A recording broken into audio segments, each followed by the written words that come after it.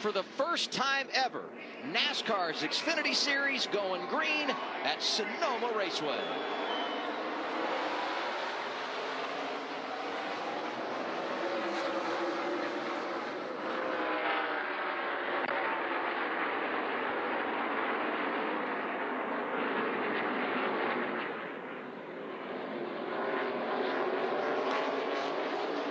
Three wide, turn two. How do you feel about that, guys?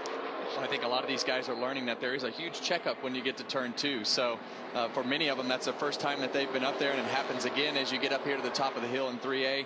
So the first laps here are always pretty tough, and you got to take care of the front of your race car to make sure you don't get a lot of damage. Yeah, I think that next stack is coming up here in turn 7, as Coleman talked about. A lot of opportunities, really wide entry into one of the slickest corners on the racetrack. Eric Almirola making his second start, 2023 in an Xfinity car, driving the 28. Fast in qualifying, good in the race. Gets by Allgaier for that runner-up position. Looks really racy here. Really able to kind of muscle that position away through a kind of a funnel point. You talked about Justin being one of our favorites today as far as the regulars go, and I think Eric's probably a wild card. Obviously a Cup driver with a ton of experience, but excited to see what he can do.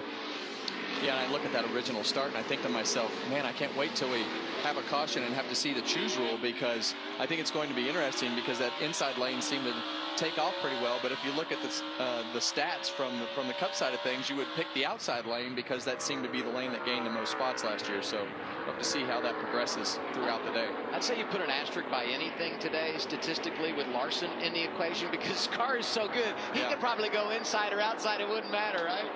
I tell you what, we've been coming here for a bunch of years, and I've watched a lot of races from Sonoma, and one thing that is consistent in all those is that Kyle Larson is incredibly fast at putting lap times together.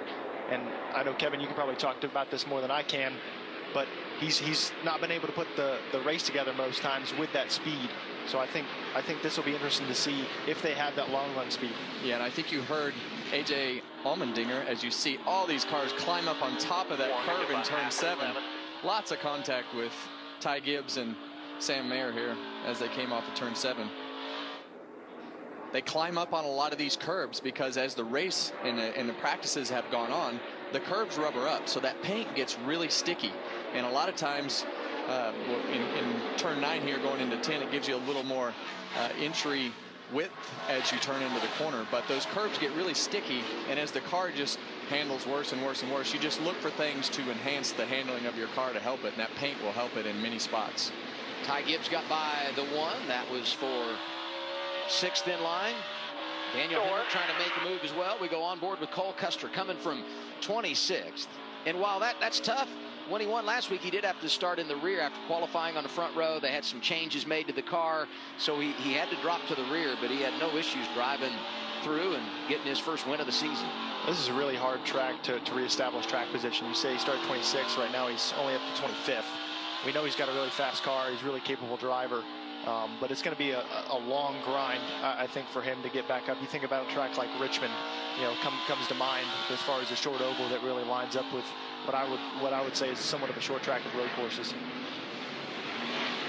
Allmendinger in the 10, trying to get 4th away from the 2 of Sheldon Creed. Yeah, and as we're 3 laps into this race, and as you really get to lap 7 through 10, that's when you're going to really start to see who the good cars are, and positions you'll see the cars that don't have good forward drive and not handling well start to go backwards, and the guys that don't take care of their tires are going to start fading, and the guys who've just had a good pace, have good forward drive, as we see Allmendinger go inside of Sheldon Creed. One more spot for the 10.